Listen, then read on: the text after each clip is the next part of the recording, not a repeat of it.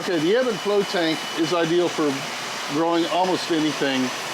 When a gardener chooses hydroponics, they approach us and they say, I want to grow something in hydroponics. And we ask what?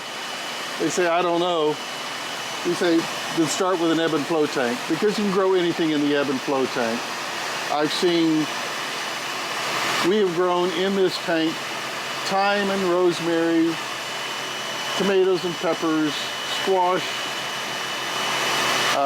One person I saw was growing a citrus tree in his. So it's very versatile. You can grow lettuce in there. But the key to it is, what you're doing is you're flooding the tank up to about here, and then it automatically drains. And then once it drains, it automatically refills.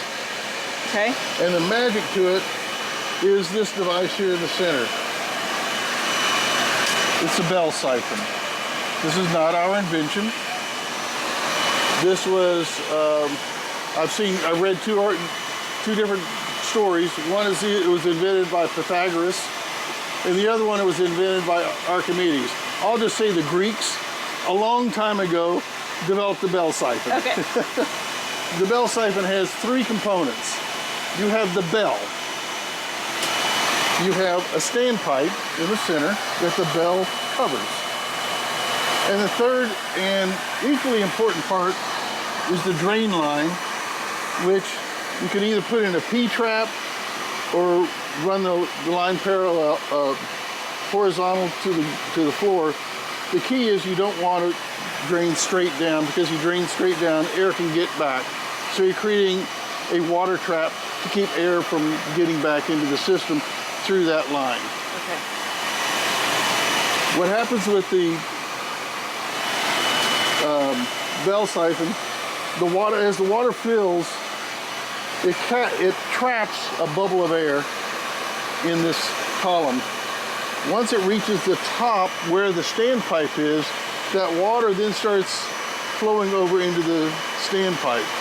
And from there, it's entraining the air out of here. So now the bubble is collapsing. And once the air is gone, it establishes a siphon, draining it down to this point here. This is the siphon breaker. So it sucks in a little bit of air, breaking the siphon. Sometimes if you're real close, you hear it burp. So it's kind of cute. And then the cycle starts all over. This one is, when you build an ebb and flow tank, you want it to be at least 14 inches, but it's kind of one of those deeper the better. Okay. Because it gives your roots more room to work with. This, in essence, mimics what happens to the water in your garden. It rains, and the water seeps down through the soil, and as it goes down, it's sucking air into the soil. The same thing's going on here. It fills, and then when it drains, it's pulling air into the root zone. Most people don't realize how much air is needed by the plants in the root zone. That's the reason we can grow herbs, which people say don't let the roots get wet. We can grow herbs in wet water because we're putting a lot of air around the root zone. Right. Okay. So it's on a pump.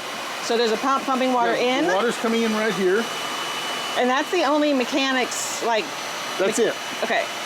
So if you build one at home, all you need is a water pump and a place for it to drain and the water to come back. That's not bad. No air pump, just a water pump. Okay. And how often does this, This one cycles about every 20 minutes or so. It's the amount of time it takes for it to fill. What's the media that you have in there? This is expanded shale. Okay. It's a nice neutral material for growing plants in, meaning the pH, it contributes nothing chemically to the system. Okay. So it's a pH of 7. This water, it has the property of having a lot of nooks and crannies, so there's a lot of surface area on it. Okay. So it wets really, really well. Okay. All right, excellent. We'll have to come back when you guys refill it with plants. Last time we were in here, it was so full of tomatoes, we could not even see the siphon. Right. We're trying to decide what to put back in here. We're coming up on the fall, and it's kind of like, do we switch over to the winter plants, or do we stretch summer a little bit? Right, because you are into this like greenhouse area.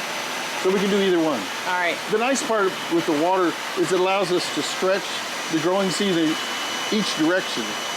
We get a little more of the cool weather plants in the summer, go a little bit deeper in the summer with cool weather plants, or we can start the warm weather plants a little earlier.